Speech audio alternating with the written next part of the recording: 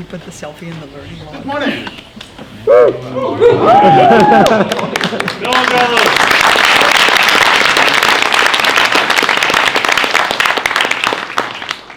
I have some good news and bad news. The bad news is you have to put up with me for the next 20 minutes. The good news is all goes uphill up from there. So welcome to another VP gathering. Exciting. I'm so happy to see you all here. There's still some seats in front, so please, not a lot, but there's some seats in front. Please welcome.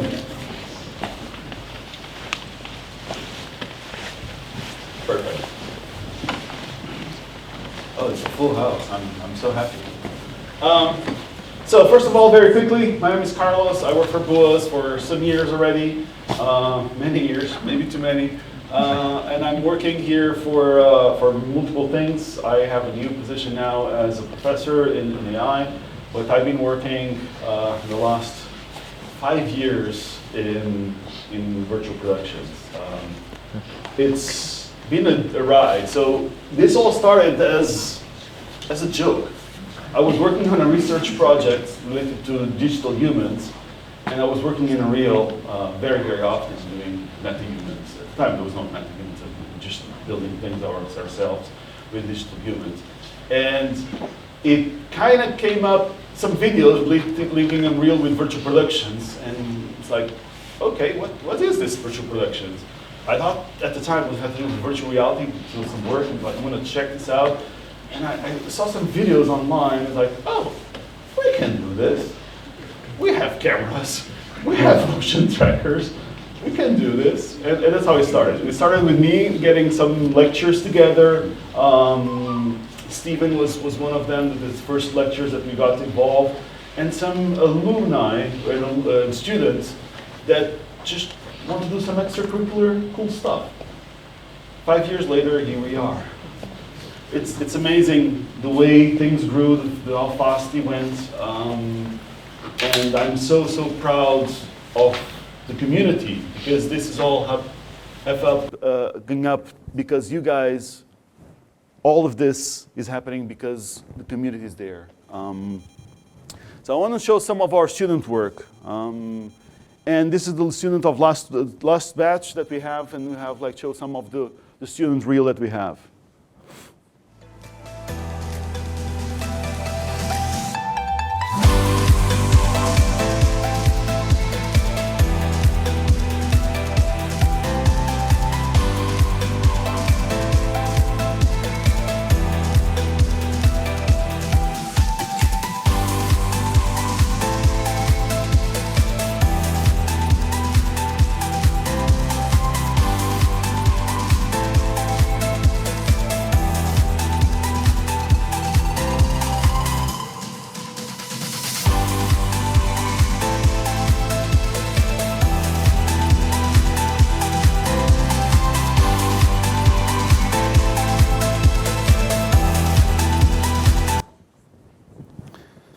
We've been very, very, very proud of the last 4 years being already able to include virtual productions in our curriculum, and having amazing students that are able to use the space, the stage, amazing staff, lectures that are able to support it, to make it happen, and it's all down to passion. And today's VP gathering, today and tomorrow, is all about that. It's about us bringing the passion to the community and giving it a bit back. That said, there are still some challenges ahead. And that's a bit what I'm going to talk today about, some of the challenges that we, as educators, and some of the community as well, in terms of industry, is facing. Obviously, the first one is the high costs. This equipment is not cheap, is not easy to use sometimes. It's, especially for the non-technical people that are coming from more for the film industry, is not something that we typically work with. So it's something that it's a barrier as a first start. Still, a lot of universities, a lot of institutes are actually starting to manage it. They're starting to have their own LED walls. They are starting to build it up to able to accomplish to actually have that through finance, to supporting with connection with industry, connecting with other partners, and it's becoming a unified topic in multiple universities. We've been seeing the last 2-3 years that has been the case, and hence we decided to make an educational day because we saw that there is the need to create that community, the community related to virtual productions and education. So that's a bit of the topic that I want to talk today about. Still, there's a lot of things going on. This is a very, very new technology, and that fact is prevalent with the fast pace of how things are moving and shifting, including the rapid evolution of technology. The tracking systems, the Gaussian splattings, the AI, all of those systems are becoming something that we have to deal with. And that's some of the time that we have to invest in our staff, not only to learn how to use the XR stage, but trying to keep up with all the technology that is coming up. The other is talent, skills, and knowledge gap. It's still new. We are trying all to figure out how this works. I've been doing this for 5 years, and we're still figuring it out. Every single project, every single student work is a challenge. It's a good challenge because we're trying to figure out with the students. And this is something that we're really, really proud of, is that we have to work together. But this is not a new challenge. It's maybe a new challenge for some of us in terms of educators, but there's massive other elements like AI and other elements that are coming up that we have to figure out together with the students. So we have to humbly say that, accept that, and work together with the students to support that process. Finally, a bit of the scale-up and the community. I've been talking about community since probably slide number 1, and this is something that I've really found important locally. We have to make this grow in Europe, and as such, we should not close in our doors. We should open it. We should make it so that we share our knowledge, skills, our reports, our information, to make sure that is available. Yes, we'll have a smaller piece of the pie, but the pie is going to be bigger. That's our motto here, right? This is why we're doing this VP gathering for 5 years already. It started as a back joke with getting some students, and nowadays it's becoming this massive event, which I'm really, really proud of. So I'm going to talk about some of the last 2 challenges that I presented and some of the work that we've been doing. One of them is a project called VPSN. It's almost finishing. It's finishing now in July. But it's a very interesting project that we actually try to support other universities, other work that we've been doing, to get together, to bridge that knowledge and skill gap that they're missing and try to make that shorter, trying to make that more available, make the LED walls and the knowledge that we gathered, pass that along to other institutions. So we believe very much on hands-on education. So we actually get together a bunch of lecturers from other universities, got them here, and let them create their own project. They went from A to Z, going to a full project pipeline and learning how to manage the new workflows for virtual productions, handling LED walls, and all of that. That was the lectures, was the first part, and then we went to the second loop, where the lecturers themselves teach their students in their universities, and they then come over and repeat the process. So it's very, very interesting to have that set up, and we made a bunch of different educational material, which we made free and available on the website, and you can find it there. So please, we are sharing all of that for free. It's there, please use it, okay? Unfortunately, this project's almost finishing, so we're not able to provide much more support, but there's other projects to talk about. The other one is Panorama. Panorama is a very, very interesting project that we are actually in the middle of it, and it's basically talking about what are the skills and knowledge that industry is requiring, and are we, as educational institutes, really providing those? So currently, with a really nice, interesting set of partners, we actually are looking and doing interviews, setting up new informations and reports about are the skills being taught. And this is basically the focus areas. Are we, on the technology side, covering what they need? Is the soft skills and labor market able to absorb our students? And finally, are we actually making those innovation and support entrepreneurship to make sure those students that can actually develop their own side, their own companies? So this is a very interesting setup. The first report just came out about soft skills and industry. It's an amazing report. I cannot be prouder of the researchers that work on it. They did a huge set of interviews with all of side of industries, educators, students, and it was very, very high opener. Okay? Basically, and I'm going to try to use a Dutch wording of paraphrasing, everybody wants to have a sheep with 5 legs. They want to have a jack of all trades and master of everything, which is not possible, obviously. Still, there are still amazing students out there. There's still amazing work out there. So the question is, should we focus more on hard skills, soft skills? And it's very, very interesting to see that industry is recognizing soft skills and motivation being one of the lead ones.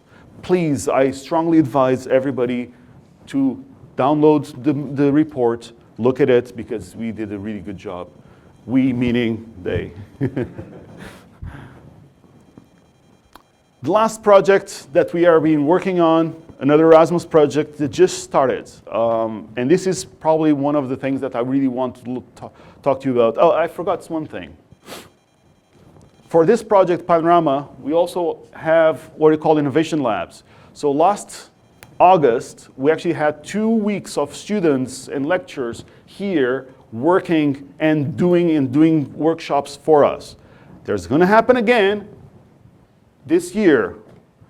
Please apply by May 17. If you really want to get your students involved, get yourself involved, contact us, okay? And it's free. Thank you, Chris. Sorry? There's booths and posters, so talk to us. We're going to be here all day for 2 days, so you can talk to us about it. So, sorry, Avenue, going back.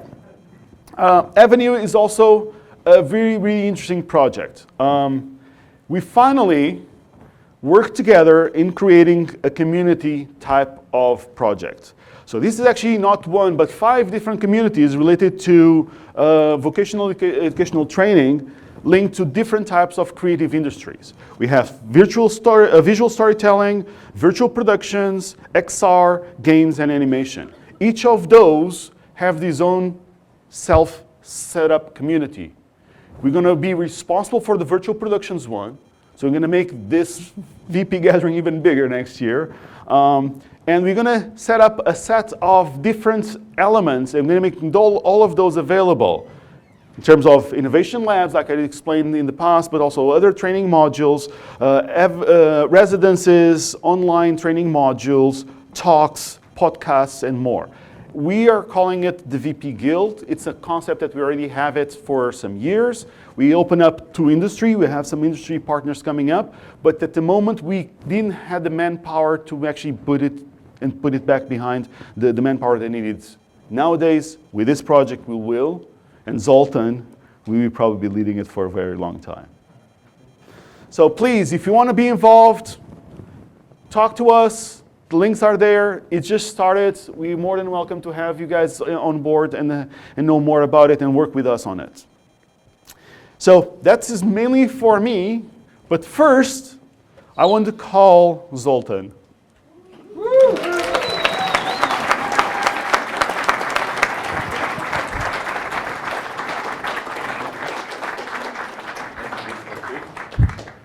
So, thank you.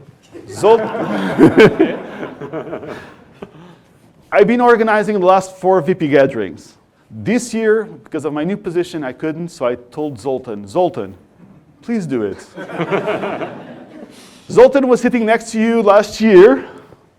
This year, we hire him, and the first thing I told him, like, VP gathering, do you like it? Now you do it. I gave him my context. I gave him my list. And I told him, if you need me, let me know. He never came back to me. And he's amazing. He did an amazing job organizing all this. I saw all of the stress that he did. Thank you. Wow.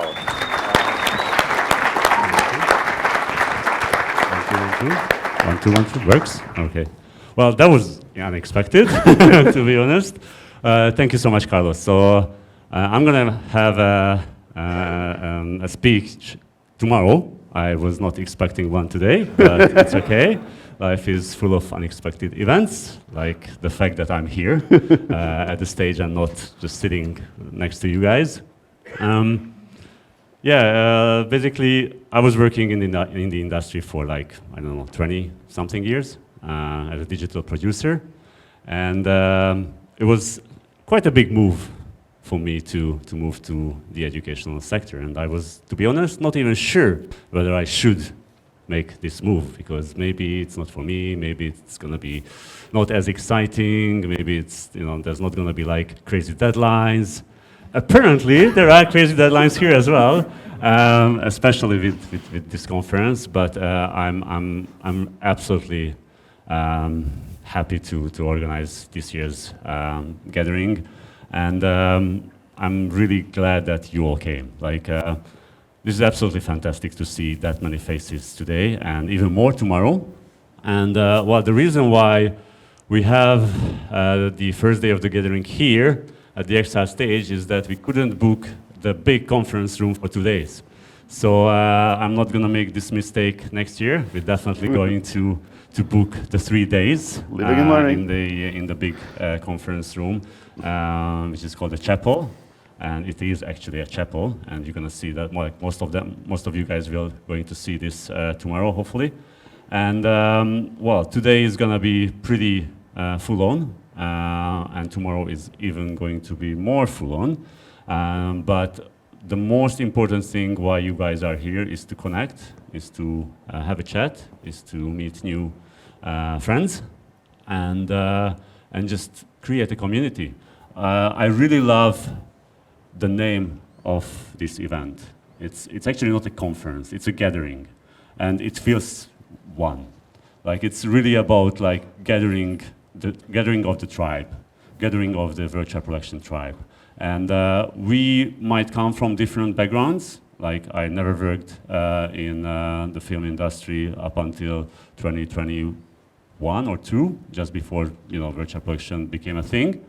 But now I sort of had to get into filming, had to get into gaming, had to get into media, creative industry, you name it. So we all have to sort of get a bit of an understanding of what the other do, because we, as Carlos mentioned, we cannot be a jack of all trades all the time. Sometimes we have to be, but we cannot be all the time. So let's just try to know the people who do great things, and together, I think we can make it even better. And that's what the whole gathering is about.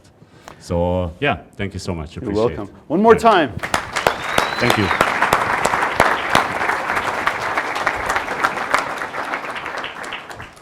That's it for me.